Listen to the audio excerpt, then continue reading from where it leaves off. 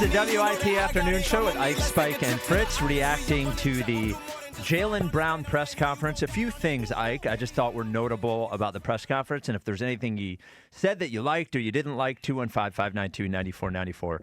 One thing I liked was that it was just him up there. There was no Mike Gansey up there. There was no Nick Nurse. There was no Josh Harris. It was Jaylen Brown at the Myers Rec Center by himself answering the questions. I liked it. I thought it was because Jack was asking about pomp and circumstance, but that's not really what it was. It was just Jaylen Brown talking, which I enjoyed. No, I agree. And they were in Southwest Philly. Yes. Yeah. I see why it was only Jaylen Brown there. Yeah. I see why. Oh, come on. Come on. No, honestly. Jeez, man. I'm just saying. Okay. No, I agree. I think it was great that, listen, he's out there and he gets an opportunity to sort of give his first and probably more lasting impression to the city, right? They say first impressions are everything. So yes. This is our first chance to actually get a chance to sit down and hear Jaylen Brown, and he's asked questions about the city. He didn't seem like he ducked many questions. No, that was like he pretty much answered all of them. I thought it was an excellent first press conference from Jaylen Brown. I thought he answered everything thoughtfully. Yeah. I think there were things that he answered. Now we'll go over a couple of them that that are easier said than done. Sure. But I thought he said the right things. Yeah, he said the right things, but I felt like they were genuine. Yeah. So there are a couple things here. The first thing that struck me was that, you talk about the right things. When they said, what does the team need most from you? Mm-hmm. So if I were to guess what Jaylen Brown would think what they need from him is go get your bucket, be the guy at the end of games, blah, blah, blah. He didn't say that. He said, I'm not sure and we'll figure it out. I'm excited to be myself. Yeah. Like him saying that this is him recognizing, again, at least publicly, we'll see what happens when the season starts, but publicly saying, hey, I don't know what my role is going to be on this team. That we have to get in the gym. And he, over the entire press conference, he said a few times, like this, even later on, he said, yeah, we're great on paper, doesn't mean anything. Mm-hmm. This is about hard work. And that Boston team, they did work hard. I mean, they had a lot of success. So I thought him saying he's not sure what he can add to the team or what the team needs best from him, I thought was a really good answer. Yeah, listen, I think Nick Nurse has the biggest challenge here is managing these players and trying to figure out how do you put them in the right situation where they fit together, how they complement each other. Do you have a good idea of how you want to use these guys, identifying their roles, relaying that to them, getting them to buy in to that role? And we know, I love the picture of Joel Embiid yesterday. And it's great to see that he's in physically good shape. He seems to have had a good offseason, working his butt off. I still don't expect him to play a ton of games or a ton of minutes. So that's going to be a challenge within itself for Nick Nurse to figure out how do you manage that. And when will Joel Embiid play versus when he won't play? How do you manage LeBron's minutes, his games? Even just from the Embiid perspective, even just managing how you're going to play. Yes. Because he's, we saw, Paul, just to bring up the name who should not be mentioned, Paul George. Paul George is an easy guy to take in and out of the lineup because he's a wing. He shoots off the catch, plays defense. Yes, he's just there. Yeah. If he's there, great. If he's not there, great. That's not really how the Joel Embiid experience has been because when he's there, he's primary. Yep. And when he's not there, you have to figure out a whole new primary. Yes. Right? Different way of playing. Will they walk the ball up the court? Will they run? Right. We talk about LeBron and Maxey being the top two guys in the league with fast break points. Okay, that seems like they want to get out and run. Yeah, Jaylen as well. Yes. Can you do that with Joel Embiid? Well, I mean, maybe you save him a trip up the court, actually. The Joel Embiid hit a head pass, and he just stays on the defensive end of the court. Yeah. So the other thing that really struck me is he hates the Boston Celtics right now. So he was if they asked him, what was your reaction when you found out you were traded? Mm-hmm. And he said he threw his phone against the wall. And that is, that's an honest moment. Yeah. I'm sure if you were to ask him, what is your primary thing here? It is he would want to be the man on the Celtics. That's the team that he was drafted by, that he won a championship there, that he spent a decade. I appreciated the fact that he was honest about the fact that that frustrated him. Yeah. And then he was asked about Jayson Tatum, and he thought about dancing around it, but they said, have you spoken to him? And he said no. Yeah. And that's to spend 10 years with a guy, get traded, and not talk to him. Yeah, you didn't speak to him when you got traded. You didn't speak to him when you know. He said he hasn't spoken to him since they got traded. I'm just thinking about it, and I'm saying, I'm not saying either guy's at fault. I'm saying both guys are at fault. Yes. That neither guy called each other, texted each other, or something to say, wish you the best, enjoyed our times, we'll forever be linked, we want a title together. Like, he understands that they don't be linked because they want a title together, but I agree with you. There is a level of disrespect that he has hinted at and talked about during this process that he didn't appreciate. He felt like people tried to dirty his name up on the way out of Boston, and Boston didn't do a good enough job or a great enough job. Even if it weren't them that was putting that message out there, they certainly didn't fight back against it enough.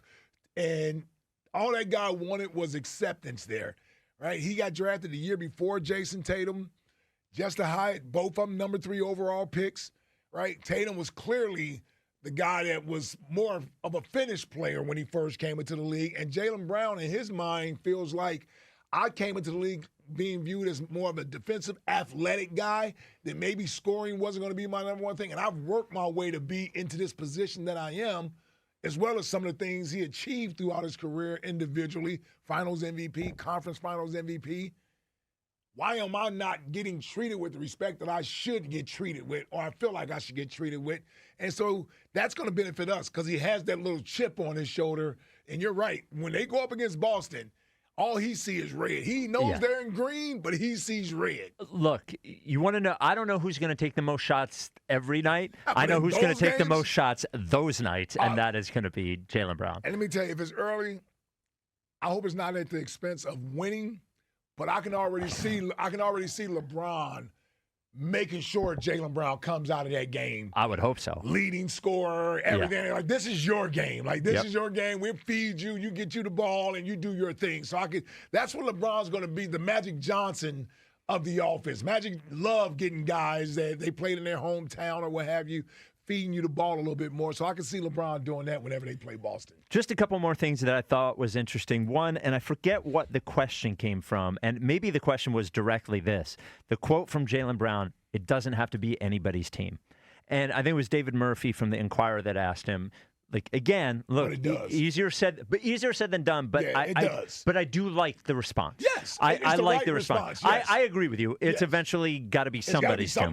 It's got to be somebody's team, especially in the NBA. I think it works that way. But him saying, it doesn't have to be anybody's team, I thought was the right way to answer it. From a mindset standpoint now, on August 6th, he has said and done all the right things, and I think he's done enough we can always point back, and that quote about the last year with the Celtics being his favorite season, that will follow him, and rightly so. But after he's been traded to the Sixers, he has said all the right things. Mm-hmm. And the last thing I thought that was interesting is, if there is a media market that is most similar to Philadelphia in the country, it is Boston. He's built for it. Yeah, and he said media is always looking for someone to blame. Welcome to Philadelphia. He said that about Boston. Yep. And he said that his relationship with the media hasn't always been the best. That's why he started his Twitch stream. So he's we will hear a lot from him, but he's prepped for this. Yes. Philadelphia is not for everybody. It's hard for some people, but I think Jaylen Brown, having already been through this in Boston, it's a similar thing in Philadelphia. Yeah, and if you're not familiar with Jaylen Brown and his community work and being, I don't want to call him an activist, but he certainly is someone that's active in the community. He is, I said it earlier, socially conscious. That has rubbed people the wrong way in the past because he doesn't have a problem about speaking out about those things.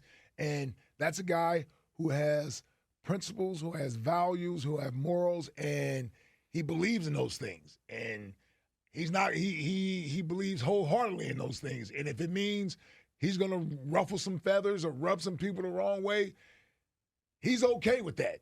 And we're going to have to get used to that as long as we have Jaylen Brown, because that's Jaylen Brown. That's part of him. He's not going to shy away from things that he thinks needs to be talked about. He may not do it after a basketball game, but because he has his own platform, he's going to discuss those things. Oh, he is. And we talk about things that guys discuss on their platforms. We're going to have to be locked into the Twitch stream. Yes, like that's what he does. Like that's and I think it's an admirable thing. He reminds me a lot of Malcolm.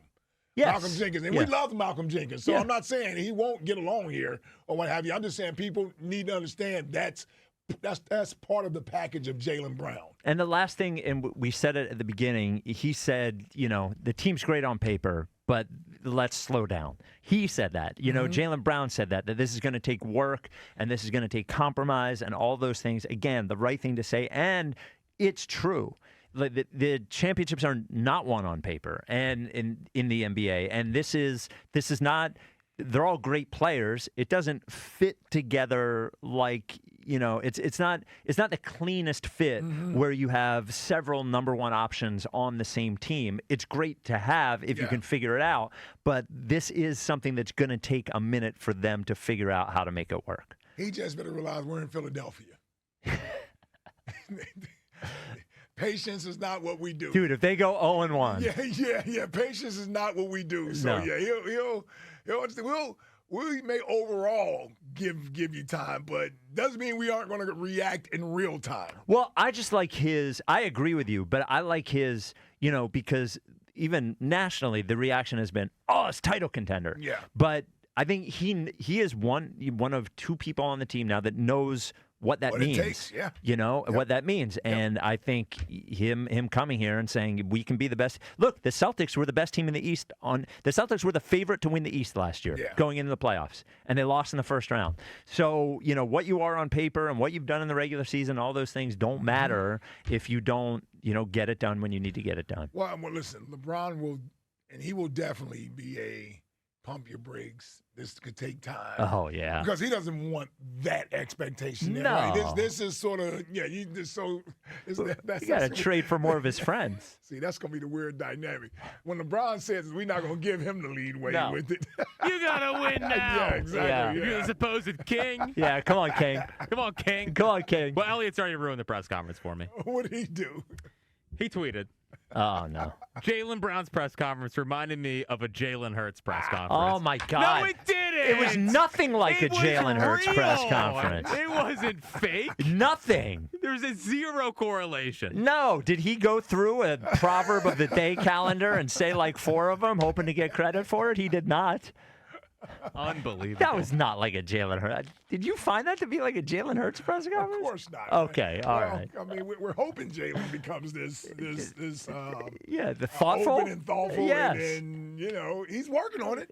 He's been better this year. He's better this year than he was last year. But that right there was a better press conference than Jalen Hurts has ever given. Besides, is that what you guys wanted to see? Yes, that was a good one. That was a good moment. By the way, I want this pointed out. Yeah. 2 Boston Globe guys got questions in. No Elliott or the Bulldog. And were they asking for questions? I don't know.